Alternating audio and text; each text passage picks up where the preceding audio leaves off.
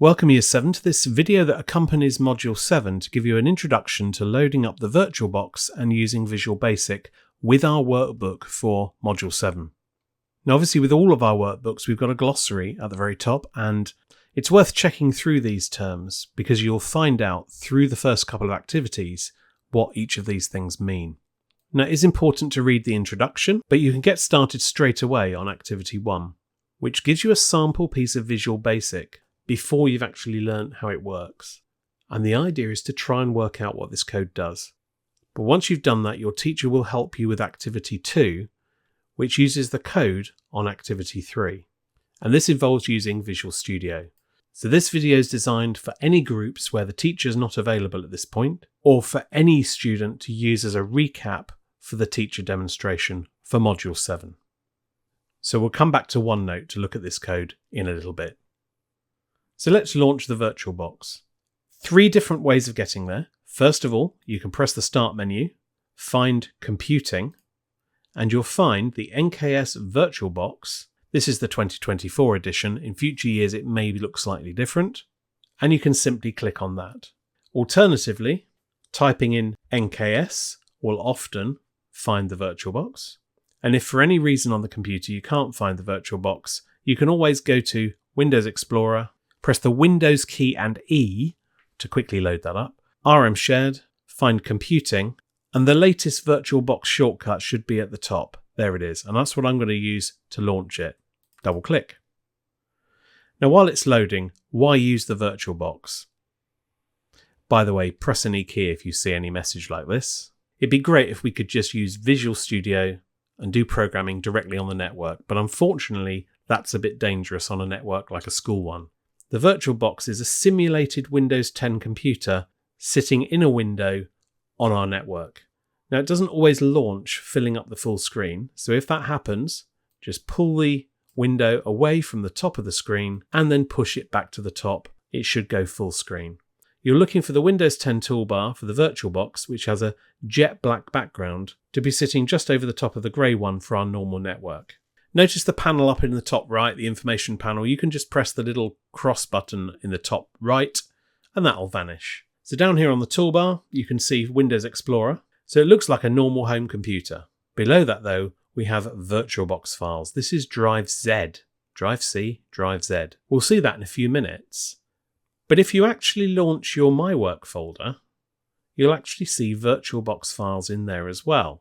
Anything you save to drive Z on the VirtualBox will miraculously appear in your My Work folder in this folder here. They contain exactly the same content.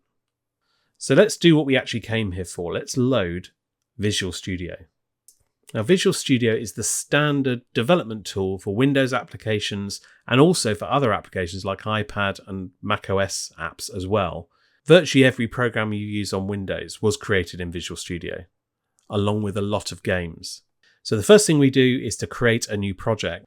We have 4 standard projects available for students to use, 2 of them using Visual Basic, 2 of them using C#. And this is what we use for our A-level students. We're going to be using this highlighted one here, Console App Visual Basic. So make sure that's selected, click Next, and then we have to name our project. I tend to name my programs without spaces, but actually spaces are allowed. Try not to use symbols though. The location is important. If you don't need your program in a future lesson, you can leave it, saving it on the C drive, but be really careful that will not be available to you next lesson. So if you want to save something so it's available the following lesson, drop the menu down and select the Z drive, and that will save it into your My Work folder ready for use next lesson. If in doubt, change the location to drive Z. Click Create, and in a few seconds, the blank project has been created. Now holding down the Control key in the bottom left-hand corner of the keyboard and using the mouse wheel will allow you to zoom in, because the default font is really small. Now the VirtualBox, like any other window, can actually be placed left and right on the screen with another window. So here you can see I've got my OneNote on the right hand side, so I can make sure I can see that code, and I've got Visual Studio here on the left. There are some subtle differences in the first couple of lines of the code here compared to on Visual Studio. Visual Studio doesn't need the word public at the front of these 2 lines, so there's no need to add that. What we're interested in is the lines below. So I'm going to tap these lines of code in, speed up the process, and briefly explain what the lines do so you can complete activity 3 in your own words once you've got the code working. Now don't worry if you make a little typing mistake, just compare the code on the OneNote with what you've got and you should be able to spot where you've gone wrong. A single character wrong in computer code can make all the difference, but you soon get used to it. Now this first line is creating 3 what we call variables, spaces in memory to store values. The word at the end tells you what type of data is going to be stored. Do you know what the word integer means? Something you might want to look up. The next line just writes some letters on the screen. This is to tell the user what to type in. The next 2 lines of code are identical. Read line does what it says. It reads the next line the user types in. Whatever the user types in is stored in these 2 variables, num1 and num2. Notice the only variable that still has a green underlining on it is total, and this simply means the variable hasn't yet been used. Okay, so the next line uses the 2 values that have been stored in num1 and num2, does a calculation on them, no more clues, and then stores the result in the variable total. So 3 memory locations have been used so far, 2 for the original numbers and 1 for the total. Another writing line writes something to the screen, this time a piece of text plus the variable total, which was given a value on the previous line. This little symbol sitting in between is kind of like glue. It just sits between the 2 items. It essentially joins the 2 things together. And now you'll be able to see the code in Visual Studio and the code on OneNote is more or less the same. And I can press the little start button here to create the code and run it. There's my please enter 2 numbers. Let's put in 3 and 4. And when I press enter, what am I expecting to appear on the screen? It disappears. So why didn't I see my total? Well, the reason is because as soon as it had printed the total on the screen, the computer reached this line, end sub, and the program closed. So I never got the chance to actually read the result. Now this command here, console.readline, waits for the user to type something in and then stores the result in number 1. A little sneaky trick, if I just put one of these console read lines at the end of my program, it will wait for me to type something in. It won't store it anywhere, but it has the effect of allowing me to see the result. Let's try it now. So let's type in 3, then 4, and hopefully a predictable result.